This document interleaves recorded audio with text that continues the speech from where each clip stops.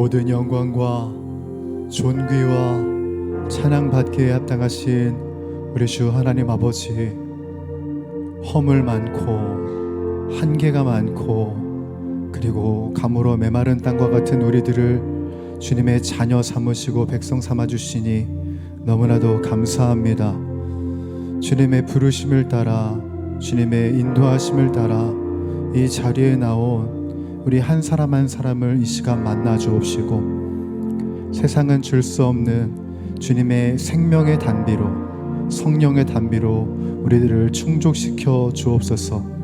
그래서 도무지 만족하지 못했던 우리들의 삶이 주님의 임재로 말미암을 누리게 하여 주옵시고, 하나님의 뜻과 하나님의 계획과 하나님의 사랑 속에 날로 날로 성장하는 우리 모두가 될 수 있도록 하나님이 인도하여 주옵소서.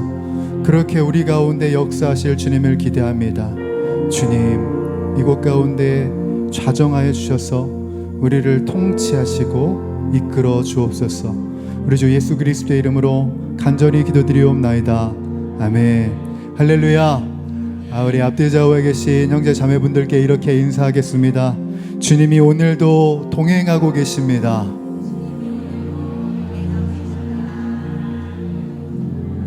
예, 오늘도 그 주님께서 우리 가운데 함께 하시는 줄 믿습니다. 태산을 넘어 험곡에 갈지라도 우리들이 찬양할 수 있는 이유는 바로 우리와 동행하시는 주님이 계시기 때문입니다. 그 주님을 우리 전심으로 찬양하며 경배하며 나가도록 하겠습니다.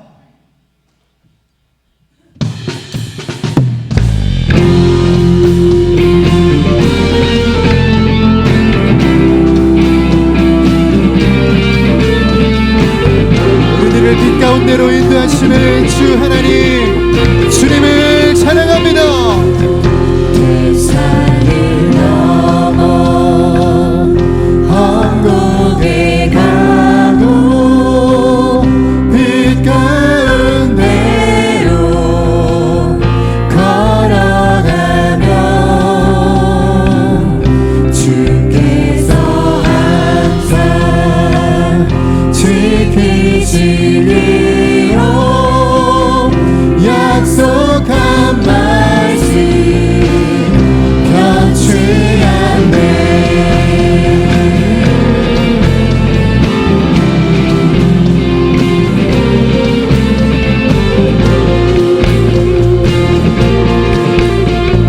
우리 선포합니다. 캄캄한 밤에, 캄캄한 밤에 다닐지라도 주께서 나의 빛 되시고 나의 밝은 빛이 되시니 그리어 버린 영영 없네. 하늘에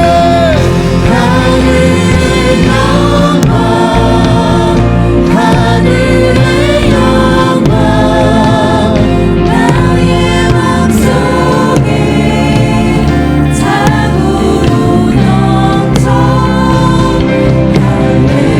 할렐루야를 힘차게 불러 영원히 주를 찬양하리.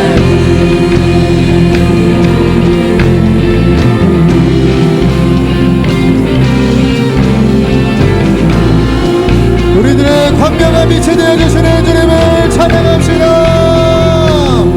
광명한 그빛 마음에 받아 찬란한 천국 바라보고 할렐루야를 힘차게 불러 날마다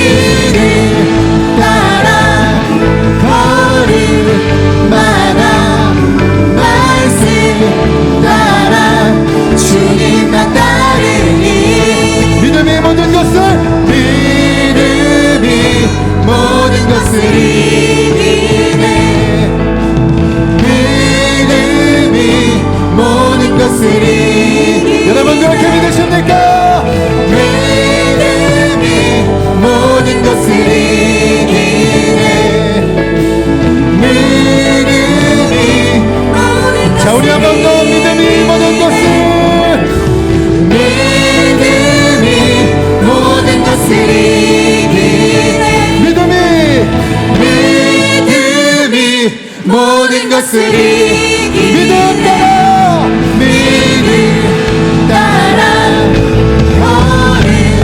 걸음마다 말씀 따라 주님만 따르리 믿음 따라 걸음마다 말씀 따라 주님만 따르리 주님만 따르리 주님만 따르리 주님만 따르리 자 우리 마지막으로 주님만 주님만 따르리 주님만 따르리 주님만 따르리 주님만 따르리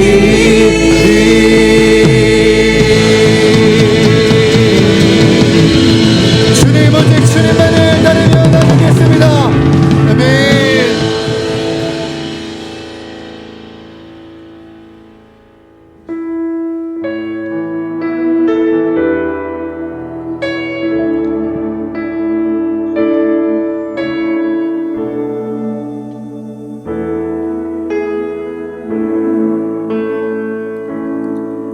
주가 보이신 생명의 길 나 주님과 함께 상한 맘을 들이며 주님 앞에 나가리 나의 의로움이 되신 주 그 이름 예수 나의 길이 되신 이름 예수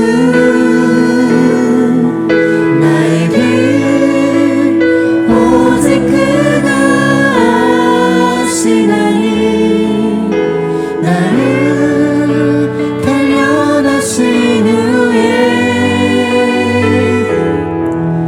내가 정는 같이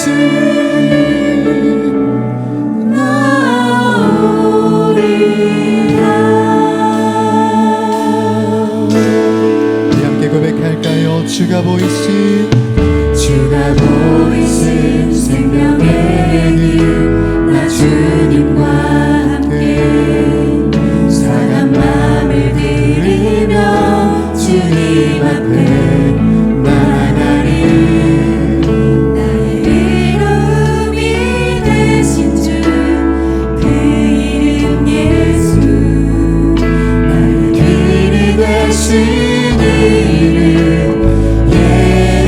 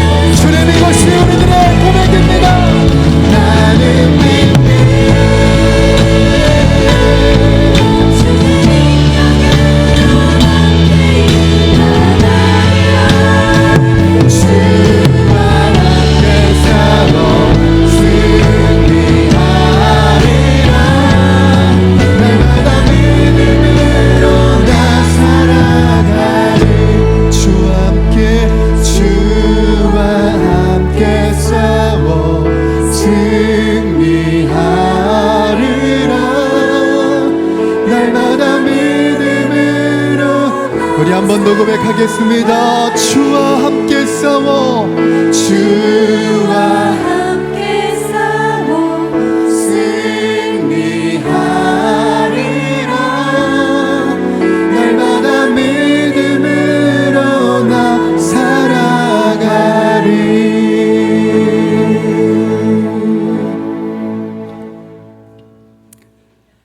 은혜가 풍성하신 하나님 아버지, 찬바람으로 깊어지는 가을, 믿음이 연약한 우리를 주님 품으로 불러주시고 아버지 하나님께 예배드리게 해주신 은혜에 감사드리며 영광을 올려드립니다. 우리의 예배를 받아 주시옵소서. 성령 충만함으로 영과 진리로 예배하게 도와주시옵소서. 한 주 동안 주님을 온전히 바라보고 살지 못하여 눌린 마음과 지친 영혼으로 낙심하며 살아온 시간들을 회개합니다. 연약한 우리 믿음을 강하게 인도하여 주시며 주님의 사랑으로 승리하게 도와주시옵소서. 믿음으로 풍성한 열매를 거두는 우리가 되게 하여 주시옵소서. 사랑하는 하나님 아버지, 우리 교회를 지금까지 인도하심을 감사드립니다. 하늘의 복을 받아 세상이 복이 되는 교회 되어 예수님의 사랑으로 영혼을 구원하는 일에 힘쓰며 어두운 이 사회의 빛이 되는 교회 되게 인도하여 주시옵소서. 우리 교회 교육부서를 복주사 우리 다음 세대들이 하나님을 인격적으로 만나며 영과 진리로 예배하는 자녀들이 되게 이끌어 주시옵소서. 믿음으로 세상을 변화시키는 빛과 소금이 되게 도와주시옵소서. 이번 주 13일에 수능 시험이 있습니다. 수험생 모두에게 평안함과 건강을 주시며 진로를 정하는 모든 과정도 주님께서 세밀하게 간섭하여 주시옵소서. 또한 취업을 준비하는 청년들의 앞길을 인도하사 주님이 하셨음을 고백하며 은혜가 있게 도와주시옵소서. 사랑의 주님, 우리에게 건강 주셔서 2025년에 맡겨진 사역들을 감당하게 인도하심을 감사드립니다. 또 2026년 사역을 기도하며 지원하여 모든 성도들이 하나님의 귀한 사역에 동참하게 인도하여 주시옵소서. 다음 주는 추수 감사 주일로 보내고자 합니다. 1년의 세월을 함께 하신 하나님께 감사하며 준비하여 표현하게 하옵시며 또한 14일, 15일에는 교회의 내년도에 진행될 정책당회와도 함께하여 주사 내년도의 모든 정책을 잘 준비하게 도와주시옵소서. 우리 교회가 후원하고 협력하는 모든 선교지와 선교사님들을 붙들어 주시옵소서. 여러 가지 어려운 문제들 가운데서 하나님의 복음을 전하는 선교사님들과 가족들에게 안전과 건강으로 지켜주시오며 성령 충만하여 선교 사역을 잘 감당할 수 있도록 역사하여 주시옵소서. 역사의 주관자신 하나님 아버지, 이 나라를 주님의 손으로 이끌어 주시옵소서. 정치, 경제, 사회 안보가 안정되게 하시며 대통령과 모든 유정자들이 지혜롭고 정직하게 이 나라를 이끌어가게 도와주시옵소서. 하나님을 두려워하며 국민들을 사랑하는 유정자들이 되도록 인도하여 주시옵소서. 이 시간 목사님을 통해 하나님 말씀을 듣고자 합니다. 말씀을 듣고 한 주 동안 말씀을 실천하며 살아가도록 우리를 붙들어 주시옵소서. 말씀 선포하시는 목사님께 성령 충만하게 하시며 영역이 늘 간건하게 도와주시옵소서. 또한 동역하는 모든 부교역자님들에게도 같은 은혜를 허락하여 주시옵소서. 준비하여 영광 드리는 시온 찬양의 찬양을 기쁘게 받아주시기를 간절히 바라며 우리 인생의 좋은 열매 맺기를 원하시는 예수 그리스도 이름으로 간절히 기도 올립니다. 아멘.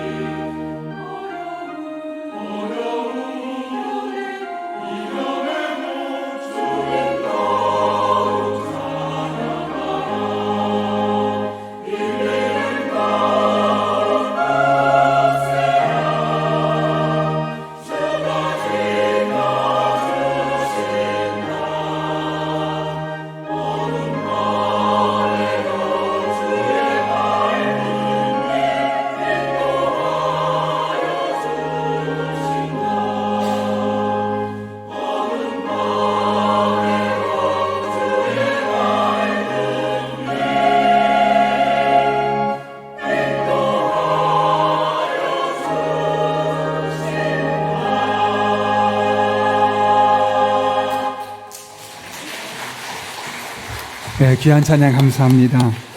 찬양대도 우리 지휘자분 독감 걸리시고 또 많은 분들이 아프셔서 빠지셨음에도 불구하고 그렇게 귀한 찬양 해주셔서 진심으로 감사를 드립니다. 저도 약간 목소리가 이상하더라도 여러분들 이해해 주시기를 부탁드리겠습니다.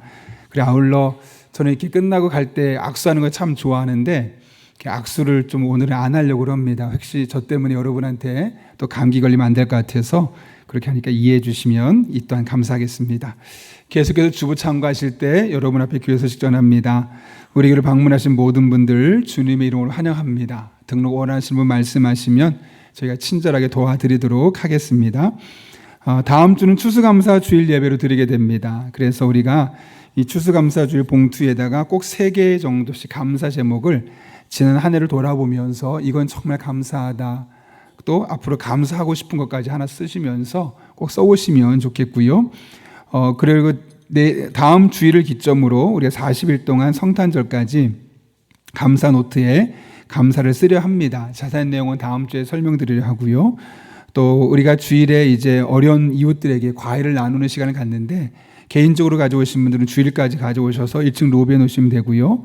오이코스에서는 금요일까지 혹시 주시게 되면 저희가 앞에 장식하는 데 사용하도록 하겠습니다. 이번 주는 오이코스 모임이 있는 주간입니다. 가능한 분들 적극적으로 참여해 주셔서 오이코스에서만 경험할 수 있는 은혜들을 함께 경험하기를 원하고요. 정책당회가 14일과 15일 양일간에 걸쳐서 진행됩니다. 위에서 많이 기대해 주십시오. 시니어 모임이 다음 주에 있습니다. 70세 이상 되신 분들 누구나 1시에 카페 아시리에서 간단한 식사와 또 1시 40분에 모임이 있으니 일정을 잘 체크해 주시고요. 우리가 이제 감사 운동을 다음 주부터 시작하려고 하는데 그 1만 감사를 위한 추천 도서가 있습니다. 감사의 기술이라는 책입니다. 예화만 있는 그런 책이 아니라 좀 더 신학적인 깊이를 가지고 쓴 책입니다. 어렵지는 않습니다. 그래서 여러분들이 한번 보시면 큰 도움이 될 거라 생각합니다. 감사의 기술이란 책 사무실로 신청해 주시면 저희가 이제 구입해서 드리도록 하겠습니다. 아마 시중보다 조금 더 할인된 가격으로 저희가 대량으로 구매하면 가능하니까 그렇게 하시면 될 것 같고요. 신앙 에센스가 8호가 나왔습니다. 1층, 2층 로비에서 여러분 가져가셔서 읽으시면 큰 도움이 될 것으로 생각됩니다. 수험생을 위해서 기도해 주십시오. 저희 교회는 수능 날 당일 하루 종일 이렇게 모여서 하는 기도회를 하지 않습니다. 대신 다른 교회보다 이 수능 기도를 먼저 시작하고 또 좀 더 집중적으로 기도하고 또 이번 일주일 동안 기도하고 다음 날은 그 당일 날은 아침에 좀 더 깊게 기도합니다. 우리가 비나이다 이런 게 아니라 하나님의 인격적인 하나님 옆에 신뢰하면서 기도하는 것이고, 그래서 충분히 우리가 계속 기도한 것 하나님 들으시고 역사할 것을 믿기에 제가 또 2부 예배 끝나고 우리 아이들 만나고 나서 기도하고 왔는데요. 그렇게 계속해서 기도해 주시기를 부탁드립니다. 영화부 조이 패밀리가 11월 15일 토요일 오전 11시에 아이퍼니 키즈룸에서 있는데요. 현재 부모님, 영화부 속한 부모님들과 또 영화부 내려가지는 않았지만 아직 또 내내 하실 분들 계실 겁니다. 그 부모님들도 함께 참여하시면 되겠습니다. 황대 안수 집사님, 방신실 집사님의 아들 병선 형제의 결혼식이 있습니다. 서초에서 있는데 교회에서는 9시 30분에 출발하게 됩니다. 그리고 박현성 안수 집사님, 김은혜 집사님 가정에서 장례 감사로 사랑의 성배 드렸습니다. 어려운 이웃들 섬기는 데 사용하도록 하겠습니다. 더 자세한 내용은 주부를 참고해 주시고요. 오늘 하나님께서 우리에게 주신 말씀은 에스라 7장 1절부터 10절까지의 말씀입니다. 구약성경 719쪽에 있습니다. 에스라 7장 1절부터 10절까지의 말씀 제가 봉독하겠습니다.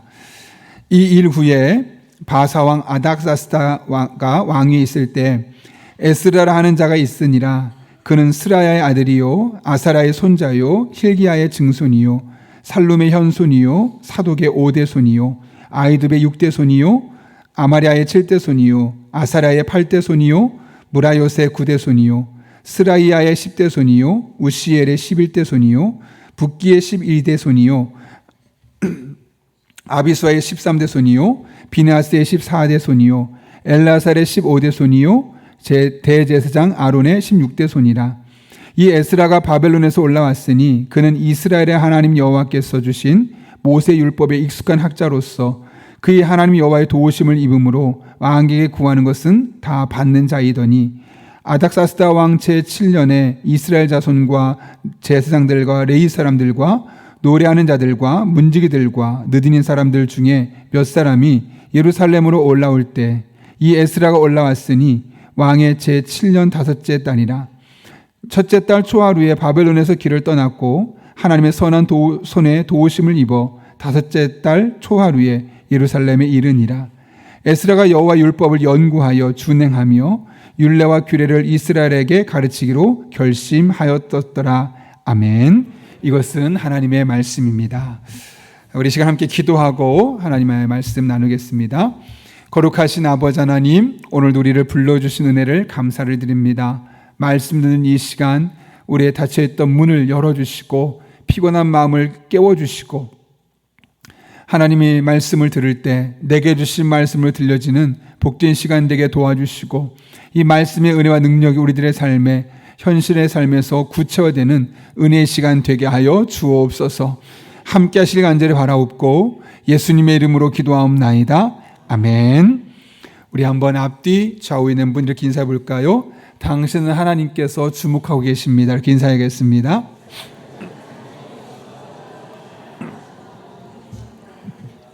네. 제가 개인적으로 좋아하는 책이 있습니다. 그 중에 한 권이 예전에 한번 언급했었는데 끌리는 사람은 1%가 다르다라는 책의 내용입니다. 많은 내용이 아니라 이 한 가지가 큰 변화를 가져온다는 거죠.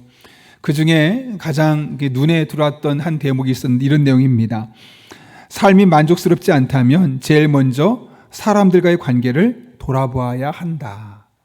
결국 이 관계 속에서 생긴 어떤 문제들 때문에 우리들 삶에 만족스럽지 않은 일들이 생길 수밖에 없다는 거죠.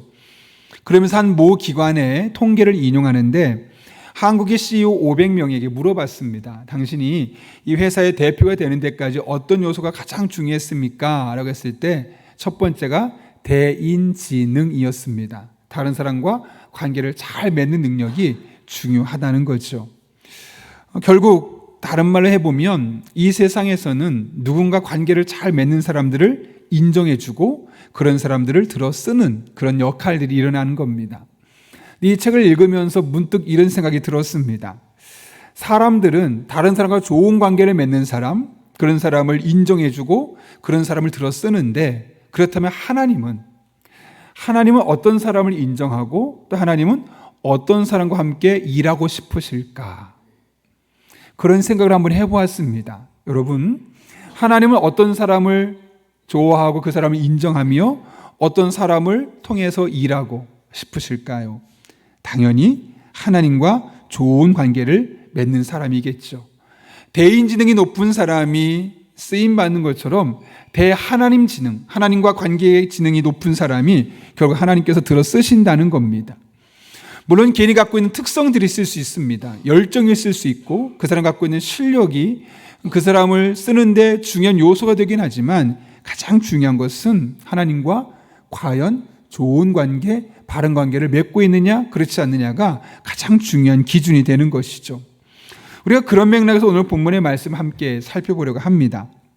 오늘 본문을 보게 되면 하나님께서 에스라라는 인물을 등장시켜서 하나님의 일을 진행시켜가는 것을 보게 되죠. 그런데 당시 에스라를 쓰는 것은 매우 의외의 사건이었습니다. 그 당시 배경을 보면 우리가 그 이유를 알 수 있는데요. 오늘 본문의 말씀이 어떻게 시작하고 있죠? 자, 1절 이렇게 시작합니다. 이 일 후에 바사왕 아닥사스다가 왕위에 있을 때 에스라라 하는 자가 있으니라 라고 말합니다. 그러니까 이 일 후에 7장의 사건이 일어났다는 거죠. 그럼 여기서 말하는 이 일은 바로 6장에 있는 일입니다. 어떤 일이냐면 이스라엘 백성이 바벨론에서 예루살렘으로 돌아왔습니다. 포로로 돌아오고 나서 성전을 지으려고 했는데 무려 23년 동안 방해 때문에 짓지 못하고 있었습니다. 그다음 마침내 23년째가 되는 해 성전을 건축하게 되었죠. 그리고 나서 너무나 기뻐서 너무나 감사해서 모여서 6월절 예배까지 드리게 됩니다. 그것이 바로 6장의 이야기입니다. 매우 따뜻하죠? 은혜가 넘치죠? 기대가 되는 사건들입니다. 그리고 나서 본문 7장이 시작되는데 우리 성경에는 그냥 이 일 후에라고 되어 있으니까 6장과 7장 사이가 며칠 차이 안 나겠지라고 생각하지만 실제로 역사적인 무대를 보게 되면 약 57년의 공백기가 있습니다. 그래서 우리가 그 시간적인 공백을 보게 되면 에스라 1장에 처음에 바벨론에서 예루살렘을 돌아왔을 때가 약 539년이었습니다. 그때 성전 건축을 시작하죠. 근데 이게 멈춘 겁니다. 방해 때문에. 그리고 나서 6장에 515년, 즉 23년째 되었을 때 성전을 건축하고 그때 예배까지 드린 거죠. 너무나 은혜스러웠습니다. 그런데 그리고 나서 오늘 7장까지 57년 동안 암흑기가 이 에스라로부터 귀환했던 사람들에게 나타나게 되었던 거죠. 여러분은 7장을 시작할 때 이 에스라 시대 사람들의 마음은 어땠을까요? BC 458년에 이스라엘 백성들이 처했던 상황은 어땠을 것 같습니까? 그들이 바벨론에서 예루살렘으로 돌아올 때 부푼 꿈이 있었습니다. 성전을 건축하고 이곳에서 예배만 드리면 이제 일사천리로 모든 것이 만사 형통이고 삶도 풍성해질 거야. 이제 좋은 일만 일어날 거야. 왜? 하나님 예배로 왔잖아. 얼마나 귀한 일일까? 막 그런 기대감에 부풀어 있었습니다. 그런데 그들의 이런 기대는 57년 동안 차곡차곡 무너져 내리기 시작했습니다. 예루살렘으로 돌아왔지만 그들은 대부분 정치적으로, 경제적으로 어려운 상황에 놓여 있었습니다. 그리고 하나님께 예배 잘 드리면 내일이 술술 풀 줄 알았는데 생각만큼 그렇게 진행되지 않았습니다. 그러다 보니 하나님께 대한 서운함도 있죠. 하나님, 제가 그 1500km 떨어진 바벨론에서 여기까지 와서 성전까지 23년 동안 지었는데 왜 제 인생은 여전히 나아지지 않습니까? 열심히 예배하고 헌신하고 심지어 헌금까지 했는데 왜 제 인생은 그대로입니까? 서운한 마음까지 들기 시작했습니다. 소수를 제외한 대부분의 사람은 예배를 형식적으로 드렸습니다. 신앙적으로 냉담해진 거죠. 예배를 드려야 되니까 때가 되면 예배 드리러 가긴 하지만 그 마음에 기쁨이 없고 감사가 없고 그냥 늘상 드려야 하는 신앙적인 의무로 전락해 버렸던 겁니다. 문제는 이게 끝이 아닙니다. 그렇게 예배가 무너지고 경제생활이 무너지고 그러다 보니까 관계도 틀어지는 겁니다.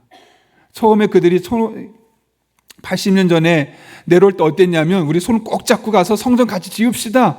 막 돈도 같이 모아서 열심히 지었거든요.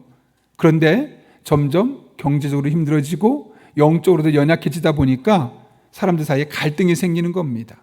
내 거가 석자인데 너희는 상관없어. 그러면서 나만 생각하고 오히려 함께 손잡고 왔던 사람을 이용하는 그런 일들이 벌어지기 시작했던 거죠. 이것이 그 당시에 이 에스라가 등장하던 시기의 모습이었습니다. 여러분 그럼 잘 생각해 보십시오. 이스라엘이 경제적으로 어려워지고 영적으로 어두워지고 신앙 공동체가 무뎌지고 있다면 어떤 사람이 가장 필요한 사람이겠습니까? 아니 이런 위기 상황 속에서 하나님은 무슨 일을 하셨습니까? 57년 동안 하나님은 침묵하셨습니다. 그리고 하나님의 침묵에 대해서 사람들은 하나님 우리를 사랑하지 않는다. 하나님 앞에 나는 관심을 받지 못하고 있다. 그런 마음을 갖게 되었습니다. 우리들이 종종 느끼는 그 느낌을 그들은 무려 57년 동안 차곡차곡 느끼고 있었다는 거죠. 그렇다면 여러분, 이런 상황에서 이스라엘 백성들이 가장 필요한 사람은 누구겠습니까? 양쪽으로 갈라져 있는 사람들을 하나로 묶어줄 수 있는 그런 탁월한 센스를 가진 유능한 정치인이 필요했을까요? 경제적으로 너무 힘든 그들의 삶을 좀 더 풍요롭게 부유롭게 만들어줄 수 있는 그런 경제 대통령이 필요했을까요? 아니면 여전히 주변의 침략의 압박에 놓여져 있는 그들을 보호해줄 수 있는 강력한 카리스마 있는 그런 리더가 필요했을까요? 물론 그런 리더들이 다 필요하지요. 그런데 하나님은 이렇게 영적으로, 정서적으로, 경제적으로 무너져 있는 이스라엘 백성들을 위해서 전혀 다른 분야의 사람을 들여다 쓰시는 겁니다. 그것도 예루살렘에서 무려 1500km나 떨어져 있는 곳에서 사람을 불러다 쓰시죠. 그가 바로 에스라입니다. 이 당시 에스라의 등장은 매우 의외의 사건이었습니다. 마치 목사를 데려다 갑자기 대통령 시켜놓고 이 나라를 잘 다스려라 이런 느낌이었던 겁니다. 뭔가 조화롭지 않죠. 그럼에도 불구하고 하나님은 에스라를 이 무너진 이스라엘의 지도자로 세우고자 했습니다. 도대체 에스라의 어떤 면이 하나님께서 그를 들어 쓰실 수밖에 없었던 결정적인 요인이 있었을까? 오늘 그 에스라의 삶을 우리가 살펴보려고 합니다. 먼저 부탁드리기는 이 에스라의 이야기를 들을 때 목사님 과거에 그런 사건이 있었군요. 성경 속에 그런 사건이 있는 거 이제 알겠습니다. 그런 남 이야기로 오래된 이야기를 듣지 않았으면 합니다. 또 하나는 목사님 에스라는 성경에 기록될 만큼 특별한 사람이잖아요. 어떻게 저랑 비교합니까? 그런 마음도 먹지 않았으면 좋겠습니다. 오히려 하나님께서 에스라를 들어 쓰셨다면 그의 어떤 점 때문에 그랬을까? 혹시 나에게도 그런 면이 있다면 나 또한 이 시기에 어떤 모습이 될지 모르겠지만 하나님 나를 통해 하나님이 일을 하시겠구나, 그런 기대감으로 오늘 말씀을 함께 들을 수 있기를 바랍니다. 여러분, 에스라 그는 어떤 사람이었을까요? 첫 번째로 에스라는 그의 가정 속에서 살아있는 신앙을 전수받은 믿음의 사람이었습니다. 에스라에 대한 구체적인 설명이 1절부터 5절까지 나오는데 간단하게 먼저 1절과 5절만 보면 이렇게 기록되어 있습니다. 같이 한번 2절 읽어보겠습니다. 그는 스라의 아들이요 아사라의 손자요 힐기야의 증손이요. 5절입니다. 아비스와의 13대 손이요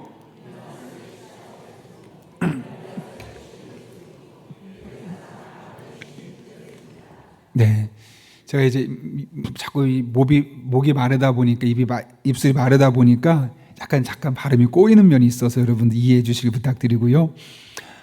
에스라는 제사장인데 그냥 평범한 제사장이 아니라 대제사장 아론의 16대 손이었습니다. 그런 중에 중간에 그의 약 할아버지쯤 되겠죠.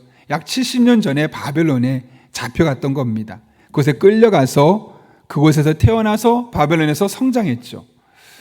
최근에 그런 얘기를 많이 들어요. 종종 외국에서 어린 시절을 보낸 자녀가 한국에 들어왔는데 부모와 말이 안 통한다는 거예요. 결혼관도 다르고 인생관도 달라지기 시작하면서 너무너무 힘들다. 왜냐? 그 문화에 동화되어 버리기 때문에 그렇죠. 근데 여러분 잘 생각해 보십시오. 에스라는 바벨론에서 태어나서 바벨론에서 자란 겁니다. 음식도 이스라엘 음식보다는 바벨론 음식이 훨씬 더 그의 입에 맞았을 겁니다. 음악도 생활 방식도 바벨론의 것들이 훨씬 그에게 편했을 것이고, 당연히 친구도 바벨론 친구가 많았고, 학문도 종교도 다 바벨론화 되어 있었을 겁니다. 그 매우 익숙한 상황입니다. 그럼 당연히 그는 모든 것이 바벨론 사람처럼 되어야 하는데, 신기하게도 그런 상황 속에서도 그의 신앙의 정절을 잃지 않았습니다. 비록 그의 몸은 바벨론에 있었지만 그의 신앙은 여전히 하나님 안에 머물러 있었음을 우리는 확인할 수 있죠. 그리고 그것은 바로 그가 대제사장 아론의 가문에서 믿음을 잘 전수받았기 때문임을 오늘 본문 우리에게 근거로 제시하고 있는 겁니다. 무엇보다 그의 신앙은 형식적인 신앙이 아니었습니다. 아버지가 대제사장이니까 그의 신앙도 대제사장 신앙 당연히 따라가겠지. 아니요, 그렇지 않은 경우가 얼마나 많은지 모릅니다. 아버지는 목사지만 아들들은 신앙이 하나도 없는 경우도 저는 정말 많이 보아왔습니다. 그런데 오늘 본문을 보게 되면 에스라는 그의 신앙이 잘 전수되었음을 보게 됩니다. 그것도 부모님을 따라서 겨우겨우 어쩔 수 없이 따라다니는 껍데기 신앙이 아니라 내실 있는 알찬 그런 신앙이었음을 우리가 알 수 있습니다. 오늘 본문 6절과 9절을 통해 알 수 있는데요. 자, 6절 한번 읽어볼까요? 같이 읽습니다. 시작. 이 에스라가 바벨론에서 올라왔으니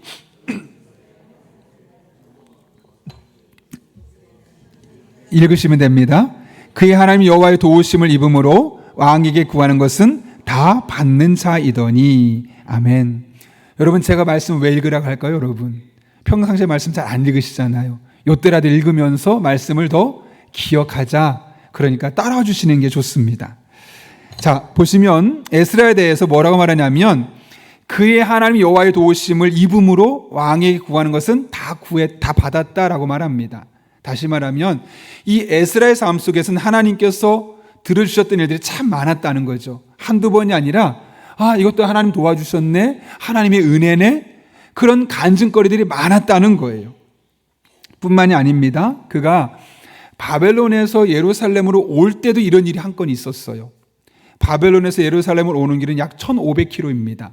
제가 내비게이션을 찍어봤더니 우리 교회에서 해운대까지 고속도로로 365km 나오더라고요. 그 365km가 고속도로입니다. 근데 그 당시 1500km면 거의 5배 되는 도로인데 비포장 도로에 꾸불꾸불하고 울퉁불퉁할 겁니다. 어마어마한 거리죠. 그래도 오늘 본문을 보게 되면 그 거리를 4개월 만에 오게 되었다 그래요. 걸어서. 자, 9절 말씀 읽어볼까요? 같이 읽습니다. 시작. 첫째 달 초하루에 바벨론에서 길을 떠났고 하나님의 선한 손에 도우심을 입어 다섯째 달 초하루에 예루살렘에 이르니라. 아멘. 4달이나 걸린 것은 기적 같은 일이었다는 거예요. 원래는 훨씬 더 많이 걸려야 됐죠. 그런데 그걸 뭐라고 말하냐면 하나님의 선한 손이 도와주었기 때문이다 라고 이야기하고 있는 겁니다. 이처럼 에스라의 삶에는 계속해서 하나님이 도와주셨습니다. 하나님의 은혜입니다. 간증할 수 있는 일들이 차곡차곡 쌓여져 왔다는 사실을 우리는 능히 볼 수 있는 겁니다. 그래서 그의 삶에는 하나님을 인격적으로 체험적으로 만난 신앙이 있었기 때문에 비록 바벨론 땅에 살고 있었지만 신앙을 잃지 않을 수 있었을 뿐만 아니라 하나님의 말씀을 사랑하는 사람으로 성장할 수 있었던 겁니다. 여러분, 우리에게 이런 신앙의 목표가 있습니까? 나의 자녀들은 그냥 나를 따라서 억지로 어쩔 수 없이 교회를 나오는 신앙이 아니라 스스로가 하나님을 만나고 나의 하나님으로 고백하고 그런 체험적인 신앙이 한 번, 두 번 정도가 아니라 여러 번 누적되고 누적되어서 하나님을 떠나야 떠날 수 없는 그런 믿음을 가진 자녀가 되기를 원하십니까? 우리에게 그런 신앙의 목표가 있어야 합니다. 여러분, 호세아서를 보게 되면 이스라엘 백성이 망했다 그래요. 왜 망했을까요? 4장 6절은 이렇게 이야기합니다. 내 백성이 나를 알지 못하여 망한다. 여러분, 이스라엘 백성이 망한 것은 그들의 부모님이 그들에게 재산을 많이 물려주지 않았기 때문이 아닙니다. 다른 사람보다 덜 똑똑했기 때문이 아닙니다. 주변에 실력 있는 사람, 유능한 사람이 많지 않았기 때문도 아닙니다. 단 한 가지, 하나님을 알지 못했기 때문이라고 합니다. 여기 안단다는 야타죠. 잘 아실 겁니다. 하나님을 체험적으로 알지 못했다는 거죠. 많이 들어서 알아요. 지식적으로는 충분히 알아요. 그러나 그의 삶으로 하나님은 이런 분이구나, 말씀이 그대로 적용된 하나님을 한 번도 경험해 본 적이 없었던 겁니다. 그래서 그들은 돈은 많았겠지만 망했습니다. 그들은 똑똑했지만 명문대를 갔겠지만 망했습니다. 그들 주변에 많은 사람이 그를 도와주기도 했겠지만 그들은 망했습니다. 왜요? 하나님을 체험적으로 경험하지 못했기 때문에요. 여러분, 우리가 안타까울 것은 우리의 자녀들에게 내가 돈을 많이 못 물려줬기 때문에 그래. 우리 아이들의 공부를 잘 시킬 수 있는 환경이 없어서 그래. 주변에 도와줄 수 있는 수많은 사람이 부족해서 안타까워. 이게 아니라 하나님을 나의 하나님으로 경험하지 못하는 그 현실 때문에 우리가 마음을 아파야 되고 그 때문에 우리가 안타까워야 되지 않겠습니까? 이스라엘 백성이 망한 것은 돈이 없기 때문도 아니고 실력이 없기 때문도 아니고 주변에 도와줄 사람이 없기 때문도 아니고 하나님을 인격적으로 경험하지 못했기 때문이라고 분명히 말씀하고 있습니다. 그렇다면 우리가 우리 자녀들에게 물려줄 것은 하나님을, 그의 하나님을 만날 수 있도록, 내가 만난 하나님이 우리 아이들의 하나님이 될 수 있도록 계속해서 그들에게 믿음을 전수하고 신앙을 가르쳐 주어야 하는 것이죠.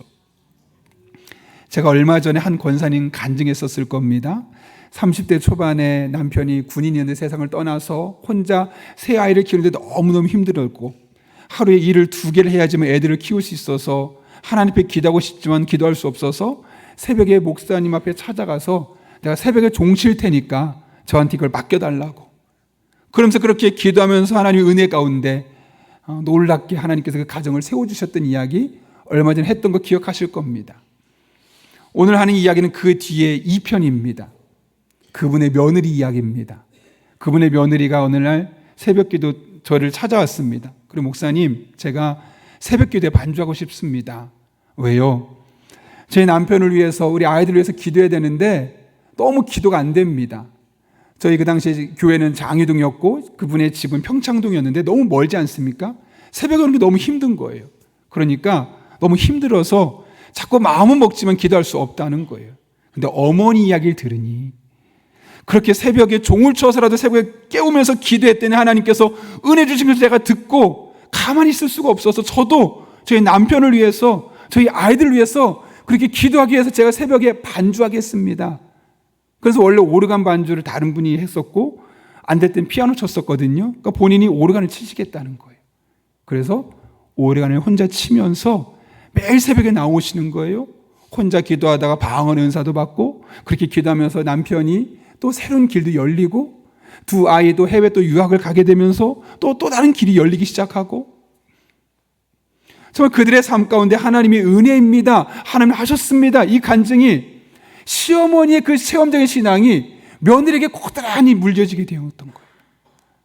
제가 그걸 보면서 너무 큰 감동이 있었어요. 어떤 며느리는 그걸 보고 우리 시어머니 그런 일이 있었구나라고 그냥 지나쳤을 건지 모르겠어요. 근데 이분은 삼함이 되었던 거예요. 나도 우리 시어머니가 만난 하나님, 나도 그렇게 새벽에 만나고 싶다. 그런 마음으로 똑같이 따라했더니 그 가정도 하나님께서 든든하게 세워주시더라고요. 근데 여러분, 우리 자녀들에게 체험적인 신앙을 물려주는 게 쉽습니까? 어렵습니까? 어렵죠.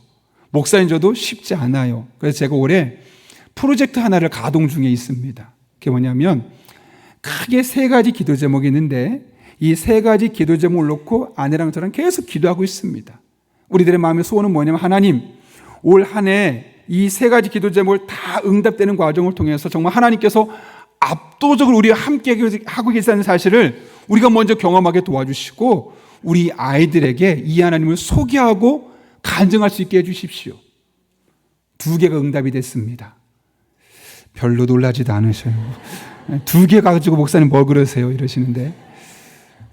근데 이 2개가 너무 놀라운 일들이에요. 불가능한 일들이 일어나는 거예요. 저희 삶 속에.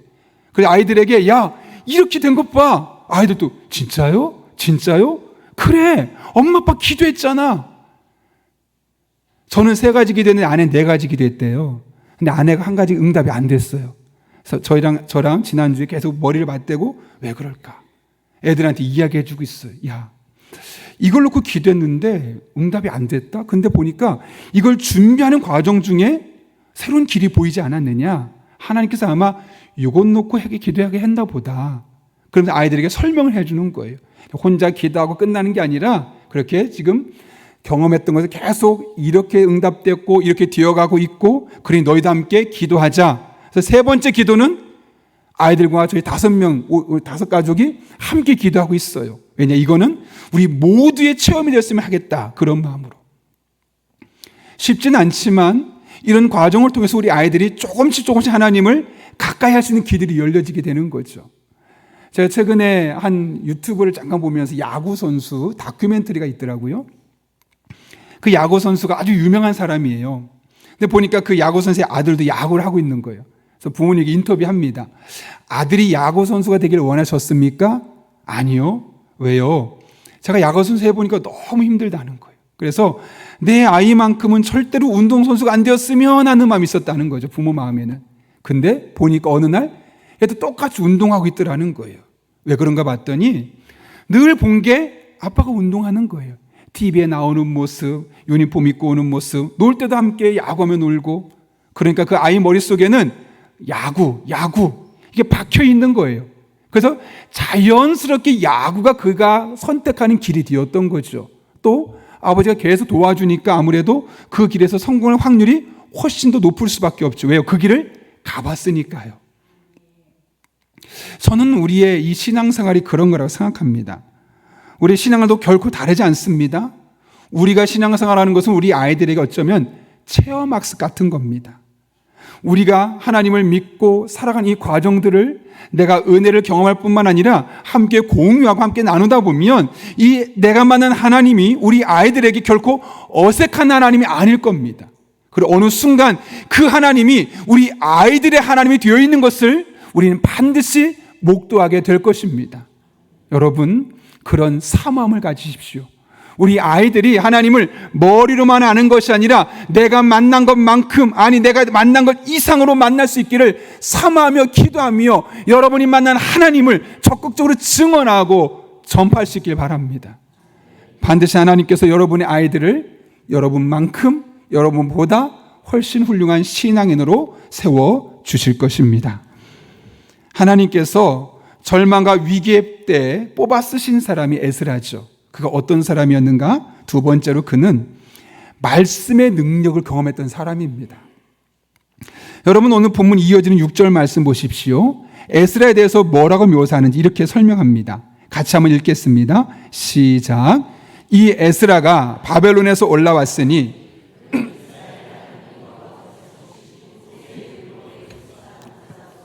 그의 하나님 여호와의 도우심을 입음으로 왕에게 구하는 것은 다 받는 자이더니. 여기 보게 되면 에스라의 직업이 학자입니다. 소페르라는 단어인데 이게 뭐냐면 바벨론에서 공부해서 바벨론에서 가르치는 사람이 되었다는 거죠. 무엇을? 바벨론 학문을요. 그런데 그는 바벨론 학문의 전문가지만 그 앞에 뭐가 붙었냐면 모세 율법에 익숙한 학자라고 말합니다. 그 익숙하다는 단어를 우리 겉으로만 보면 그냥 잘 아는 정도로 느껴지겠지만 원문은 그렇지 않습니다. 마히르라는 단어를 썼는데 숙련되어 있다는 뜻입니다. 그러니까 말씀을 잘 아는 사람이라는 거예요. 이미 말씀의 은혜를 많이 경험해 본 사람이죠.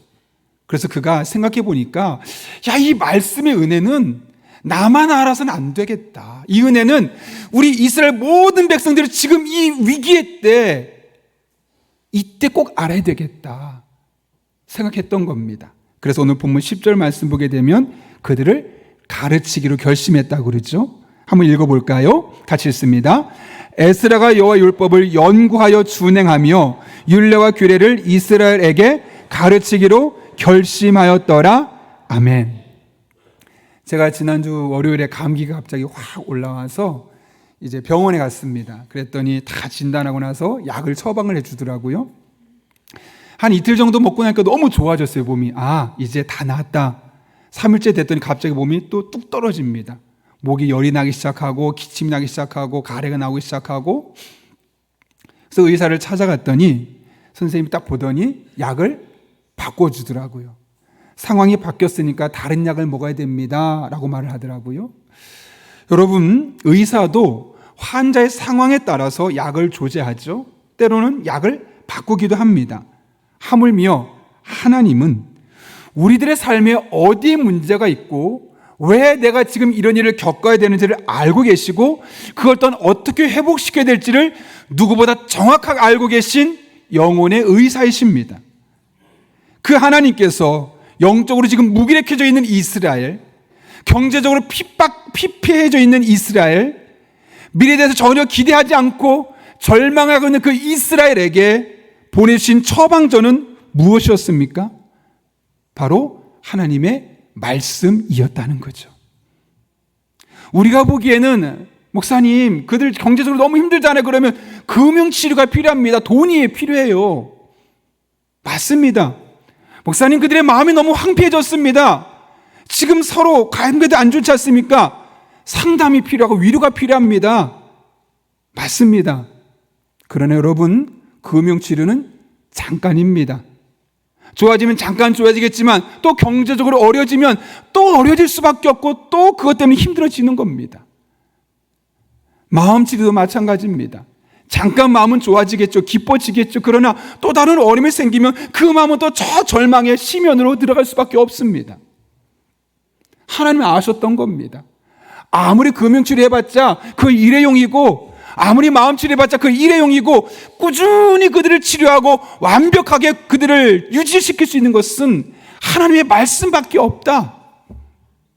그래서 말씀에 익숙한, 말씀에 숙련된 학자였던 에스라를 굳이 선택해서 그 시기에 57년의 암흑기를 깨뜨리고 계신 겁니다. 여러분, 우리 인생에 암흑기가 있습니까? 무엇을 깨뜨릴 수 있을까요? 우리의 경제적인 암흑기, 우리의 마음의 암흑기, 영적인 암흑기, 한순간 한순간에 우리가 바꿀 수는 있겠지만 근본적인 변화는 하나님의 말씀을 우리 마음에 심고 그 말씀이 살아 역사할 때 그 말씀으로 말미암아 이 모든 것들을 이겨낼 수 있고 극복할 수 있고 넘어설 수 있게 되는 겁니다. 절망적이지만 기뻐할 수 있고 어렵지만 꿈을 꿀 수 있는 것은 상황 때문이 아니라 어떤 지도자 때문이 아니라 하나님의 말씀이 우리 안에 심겨질 때 그 말씀이 우리 안에 능력을 주고 지혜를 주고 새로운 영적인 통찰력을 주기 때문에 가능해지는 것이죠. 그래서 다윗도 그 은혜를 경험하고 나서 시편 19편에서 이렇게 기록하지 않습니까? 우리가 한번 읽었으면 좋겠는데요. 제가 정말 좋아하는 말씀 중에 하나입니다. 그런데 이것을 그냥 시편 19편에 다윗이 이것을 경험했구나 정도가 아니라 저는 여러분이 영혼에 대고 명령하듯이 읽었으면 좋겠습니다. 믿음을 고백하며 함께 시편 19편 7절부터 11절까지 천천히 한번 같이 읽겠습니다. 시작. 여호와의 가르침은 완전하여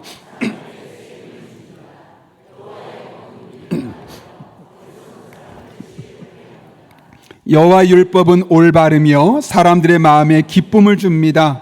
여호와의 명령은 맑고 깨끗하여 사람의 눈을 밝혀줍니다. 여호와의 법령은 참되고 언제나 바릅니다. 이러한 것들은 금보다 귀하고 순금보다 값진 것들입니다. 꿀보다 달고 송이꿀보다 더 답니다. 주의 종들이 그것을 훈계로 받고 그것을 지킴으로 후한 상을 받습니다. 아멘. 믿으십니까? 말씀에 이런 능력이 있으심을 믿으십니까? 예, 믿어야 됩니다. 하나님의 말씀은 지친 사람에게 그 지쳐있는 영혼에게 새로운 힘을 공급해 주십니다. 어리석은 사람이 말씀을 읽으면 어느 순간 지혜로워집니다. 말씀을 읽으면 상황은 너무나 슬프지만 그 마음의 원인을 알 수 없는 기쁨이 넘칩니다. 눈을 밝혀주셔서 잘못된 것과 옳은 것을 분별하게 도와주시고 항상 옳은 것을 하게끔 만들어 주십니다. 그렇게 그 말씀으로 훈계를 받고 일상의 삶을 살아갈 때 그 말씀으로 말미암아 후한 상을 하나님으로부터 공급받게 되어 있습니다. 그것이 우리들의 일상의 삶에서 날마다 순간마다 경험될 수 있는 것이죠. 저는 여러분이 이 말씀을 그대로 믿음으로 받을 때 이 말씀들이 여러분의 삶에 놀라운 일들이 날마다 경험될 수 있기를 예수님의 이름으로 축원합니다. 오죽하면 다윗이 이 말씀은 나에게 순금 덩어리보다 훨씬 더 값지다 라고 이야기를 했겠습니까? 매일매일 통장 보는 것보다 매일매일 말씀 보는 시간은 훨씬 그에게 더 가치 있는 시간이었을 겁니다.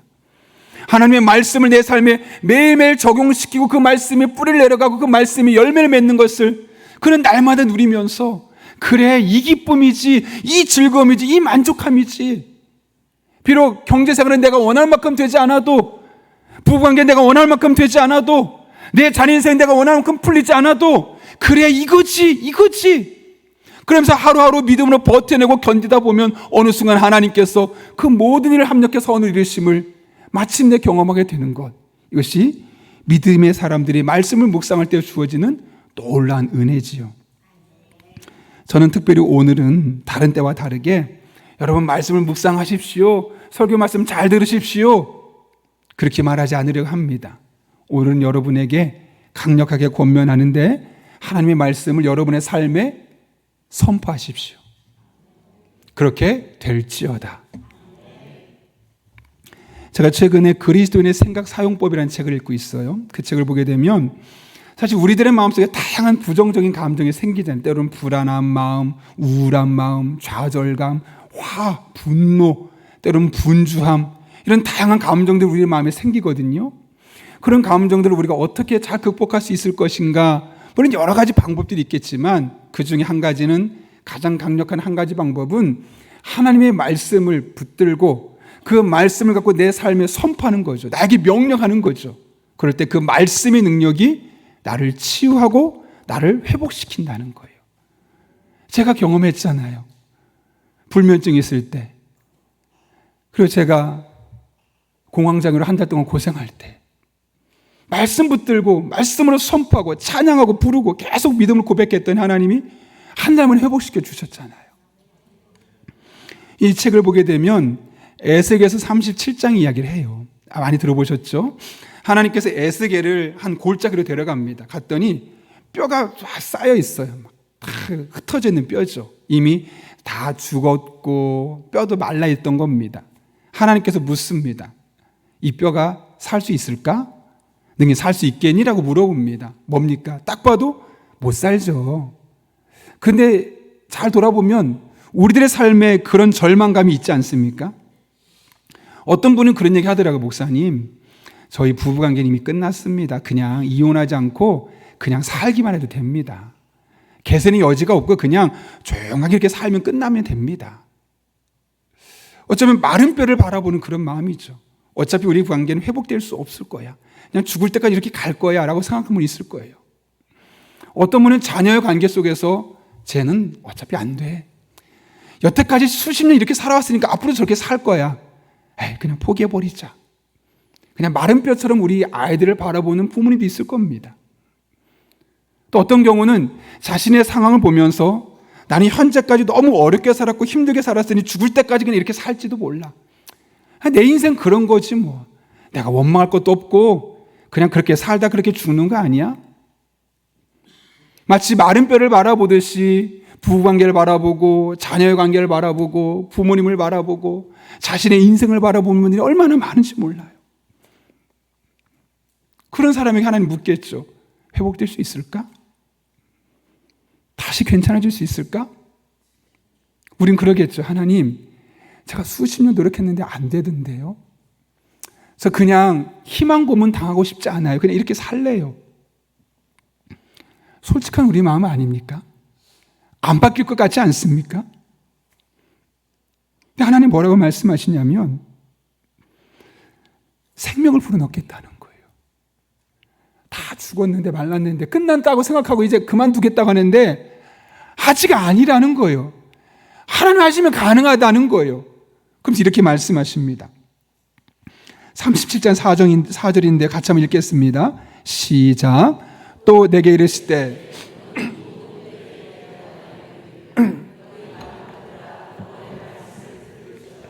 아멘.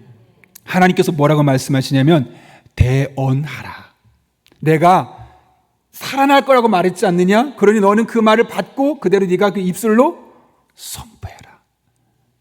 대언하라. 입술로 그대로 믿음으로 선포하라는 거예요.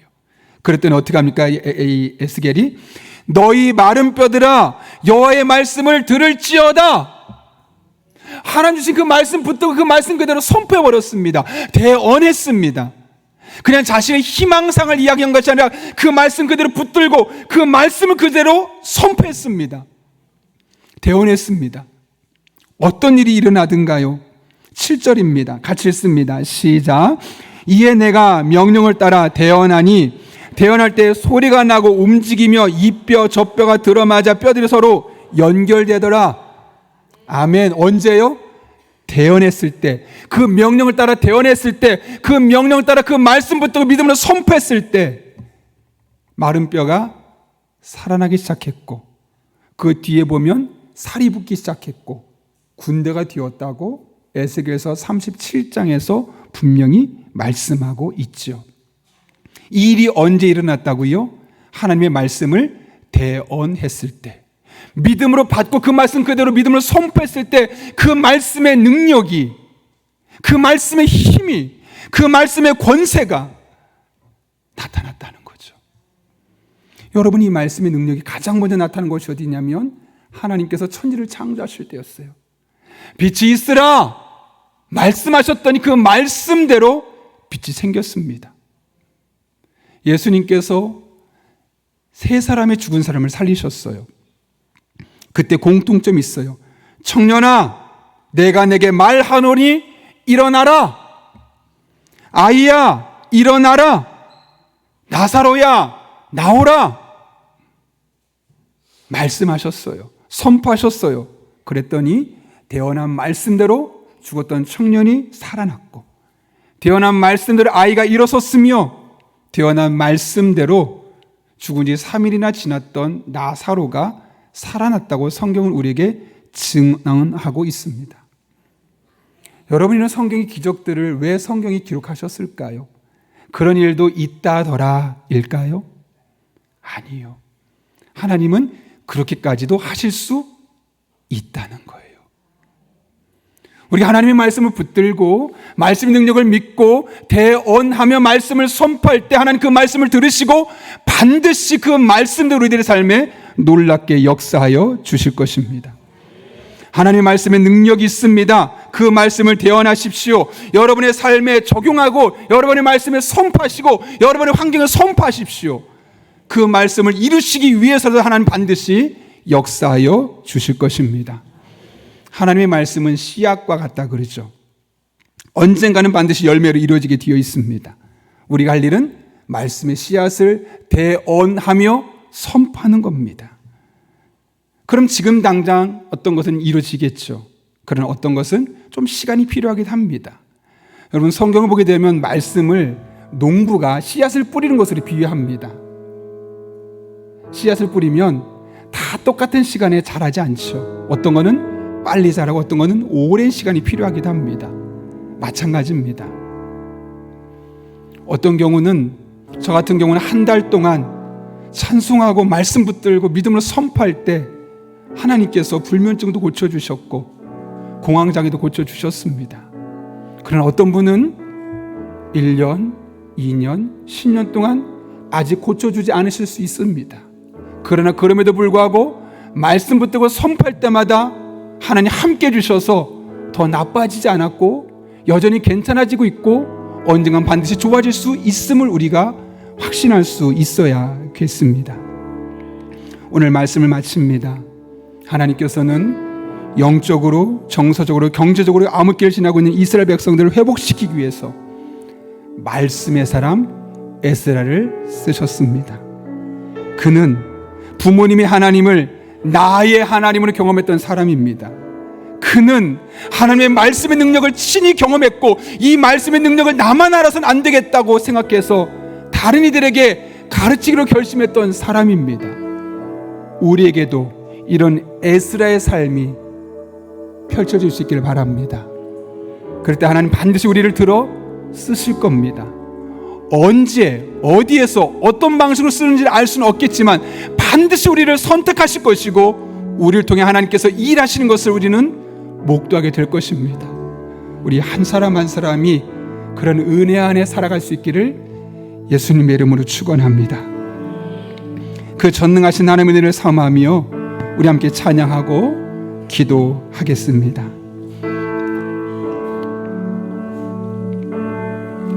전능하신 나의 주 하나님은 우리 하나님은 능치 못할 일이 없으십니다. 능치 못하실 일 전혀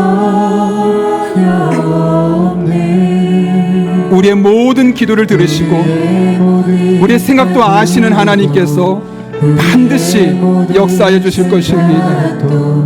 우리의 모든 꿈과 모든 소망도 신실하신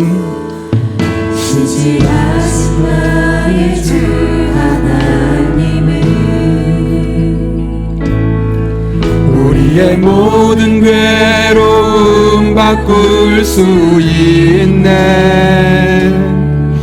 불가능한 일 행하시고 죽은 자를 일으키시니 그를 이길 자 아무도 없네.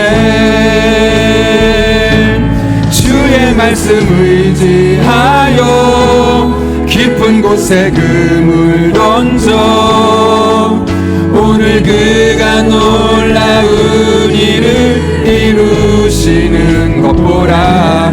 주의 말씀 의지하여 믿음으로 그물 던져 믿는 자에게 능치 못한 전능하신 나의 주 하나님은 전능하신 나의 주 하나님 아멘.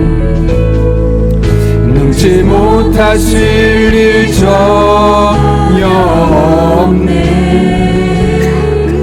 우리의 모든 간구도 우리의 모든 생각도 우리의 모든 꿈과 모든 소망 우리 하나님은 신실하십니다.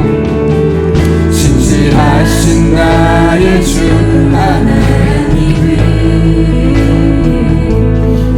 우리의 모든 괴로움 바꿀 수 있네.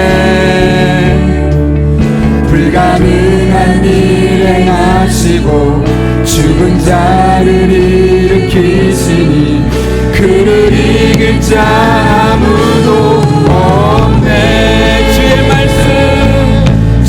말씀 의지하여 깊은 곳에 금을 던져 오늘 그가 놀라운 일을 이루시는구나. 주의 말씀 의지하여 믿음으로 그를 던져 믿는 자의 다시 한번 고백합니다. 주의 말씀 의지하여 주의 말씀 의지하여 깊은 곳에 금을 던져 오늘 그가 놀라운 일을 이루시는 것 보라.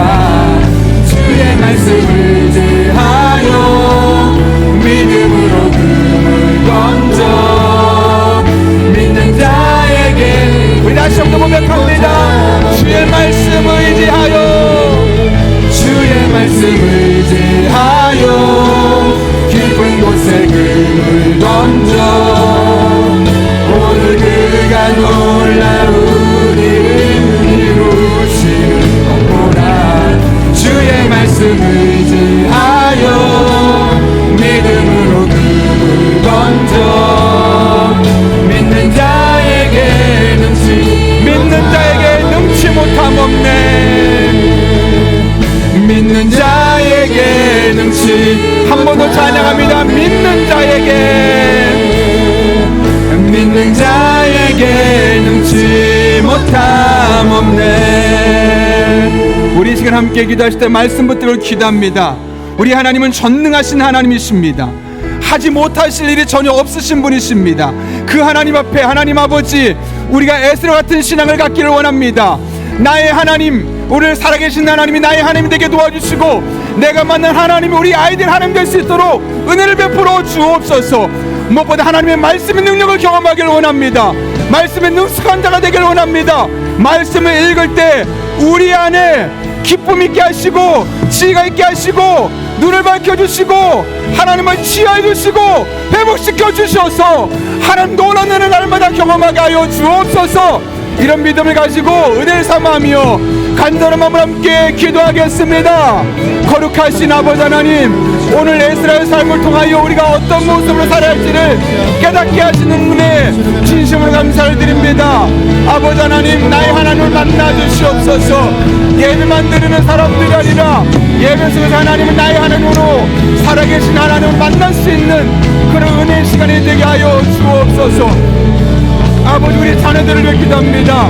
우리 자녀들이 나를 따라서 어쩔 수 없이 교회에 나오는 것이 아니라 살아계신 하나님으로 성경 속의 하나님을 만날 수 있게 하여 주옵소서. 우리 부모들이 만난 하나님이 우리 아이들 하나님 되게 도와주시고 우리보다 하나님 더욱더 잘 믿는 아이들이 될 수 있도록 하나님 아버지 은혜를 베풀어 주옵소서. 그리고 우리 자녀들의 삶 가운데 하나님 능력을 주시고 지혜 주시고 하나님 아버지를 새로워질 수 있도록 주님 친히 역사하여 주옵소서. 그렇게 아버지 하나님만 바라보며 나아가오니 의지하며 나아가오니 주님 능력으로 역사하여 주옵소서. 말씀의 은혜를 경험하기를 원합니다. 말씀의 능력을 경험하기를 원합니다. 지친 영혼에 새 힘을 주시고 우리의 어리석은 일을 지혜롭게 해주시고 마음에 기쁨을 주시고 치유함을 주시고 밝혀주시고 하나님의 놀라운 능력을 날마다 순간마다 경험하고 간직하며 살아가게 하여 주옵소서. 말씀을 대언하는 삶, 말씀을 믿으러 선발하는 삶을 살아갈 때 하나님 은혜가 부어지게 하여 주옵소서. 능력이 나타나게 하여 주옵소서. 하나님 임재를 경험하게 하여 주옵소서. 그리고 우리 성도들에게 이 말씀의 은혜가 말씀을 묵상할 때마다 말씀을 선포할 때마다 나타나게 하여 주셔서 날마다 순간만 하나님 앞에 기쁘게 하시고 행복하게 하시고 환경에 기울지 않는 반석 같은 믿음으로 살아갈 수 있도록 우리 성도들의 삶에 은혜들을 가하여 주옵소서. 능력으로 주님 역사하여 주옵소서. 하나님 되심을 경험하게 도와주시옵고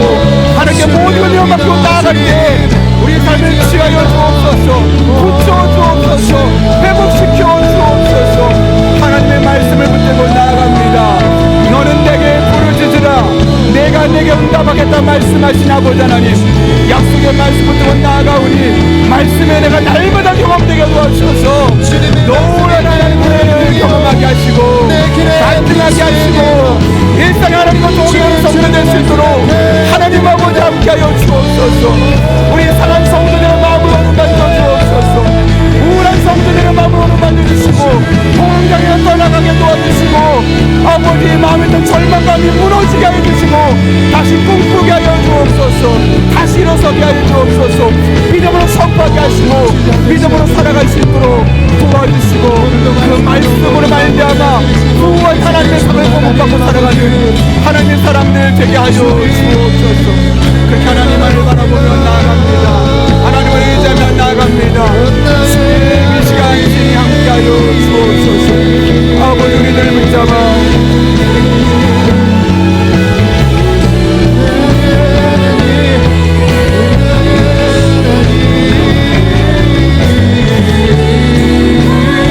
거룩하신 하나님의 은혜가 우리의 삶까지 나타날 수 있도록 주님께서 친히 역사하여 주옵소서. 아버지 하나님만을 바라보며 나아갑니다. 주님 친히 함께하여 주시옵소서. 아버지 함께하여 주옵소서. 아버지 하나님 함께하여 주옵소서. 살아계신 아버지 하나님, 오늘 예배하러 나온 성도들의 삶 가운데 남들에게 말할 수 없는 아픔이 있습니다. 시련이 있습니다. 외로움이 있습니다. 상처가 있습니다. 쓴뿌리가 있습니다. 하나님의 말씀을 대언하며 믿음으로 선포하며 나갈 때 그 마음의 모든 응어리가 풀려지게 하여 주옵소서. 억울함이 떠나가게 하시고 분노의 마음이 사라지게 하시고 우울한 마음이 떠나가게 도와주시고 말씀으로 말미암은 기쁨과 말씀으로 말미암은 평안과 말씀으로 말미암은 영적인 소생함이 온전히 경험되게 도와주셔서 새로운 삶을 살아가는 우리 성도님들 되게 하여 주옵소서. 하나님은 전능하신 분이시오니 전능하신 아버지 하나님, 우리 성도들 한 사람 한 사람 만져주셔서 각각의 삶에 깊숙이 개입해 주시고 하나님의 말씀을 붙들고 선포하며 믿음으로 나갈 때 후한 상으로 갚아 주옵소서. 함께 하실 줄로 믿사오며 예수님의 이름으로 기도하옵나이다. 아멘. 우리 다 함께 자리에서 일어나셔서 하나님 앞에 봉헌 찬양 드리도록 하겠습니다.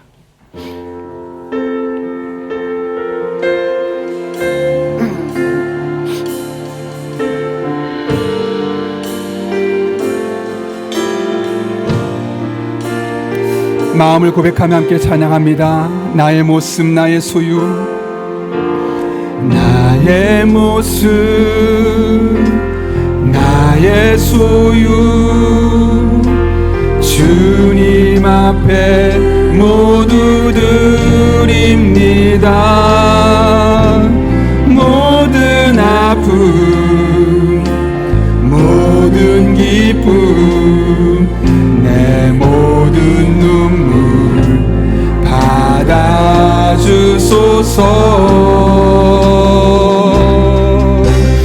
나의 생명을 드리니 주 영광 위하여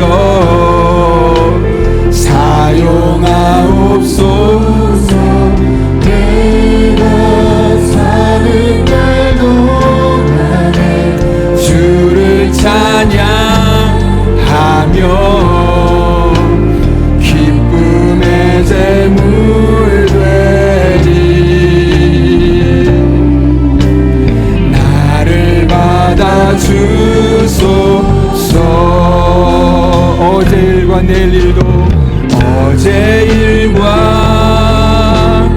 내일 일도 꿈과 희망 모두 드립니다. 모든 소망 모든 계획 내 손과 마음 받아주소서. 아멘. 나의 생명을 드리니 주 영광 위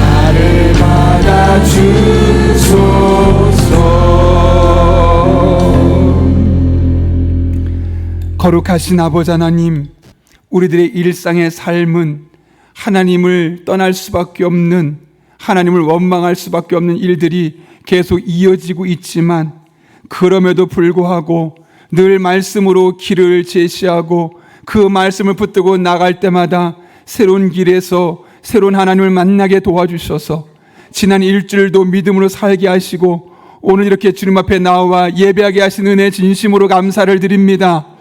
오늘 이 예배 자리가 하나님 만나는, 하나님 임재가 있는 복된 시간 되게 하여 주옵소서. 우리들의 삶의 모든 것이 하나님의 은혜인 줄 알기에 오늘 빈손으로 나오지 아니하고 그 은혜를 향한 믿음의 고백과 사랑하는 마음을 담아 다양한 제목들을 예물들 드립니다. 모든 예물 기쁘게 받아 주시옵고 우리 성도 한 사람 한 사람의 이 일주일의 삶에 말씀으로 말미암은 능력으로 갚아 주옵소서. 우리 성도들의 피와 땀과 눈물이 담기는 예물 드립니다. 단 한 푼도 허투루 쓰여지지 아니하도록 우리에게 영적인 분별과 지혜를 주시며 늘 깨어 기도하는 그런 복된 성도님들 되게 하여 주옵소서. 하나님 아버지, 험난한 세상에 나가는 성도들에게 때를 따라 돕는 은혜로 힘 주시고 능력 주시고 지혜 주시고 만남의 복을 주시고 늘 성령 충만한 가운데 기도할 때 모든 것 합력해서 오늘 이루신 하나님을 향한 간증거리들이 넘쳐나게 하여 주옵소서. 특별히 돌아오는 목요일은 우리 아이들 18명이 대학 수학능력시험을 보게 됩니다. 국경빈, 김다희, 김민정, 김선우, 김학염, 김현주, 문성은, 박정환, 배지훈, 배진우, 서사랑, 이경택, 이권능, 장준서, 최별하, 최재민, 최민혁, 황시은. 우리 아이들 지금까지 열심히 준비한 것 결코 헛되지 아니하도록 건강을 지켜주시고 마음을 붙들어 주시고 한 번이라도 공부한 것들 잘 생각나게 해주셔서 후회되지 않는 시험 될 수 있도록 인도해 주시며 궁극적으로 하나님의 은혜를 발견할 수 있는 복된 시간 되게 하여 주옵소서. 함께 하실 간절히 바라옵고 지금은 우리 주 예수 그리스도의 은혜와 하나님 아버지의 변함없는 사랑과 성령님의 역사하심이 오늘 주신 말씀을 내게 주신 말씀으로 받고 에스라처럼 하나님을 향한 체험적인 신앙을 소유하고 말씀의 능력을 경험하며 그 말씀 안에 익숙한 자로 능숙한 자로 살기를 결단하는 이 자리에 머리 숙인 한 영혼 위에 그들의 삶의 자리, 우리 교회와 나라와 민족, 북한 땅과 온 세계 열방 위에 이제부터 영원토록 함께 하시옵기를 간절히 축원하옵나이다. 아멘.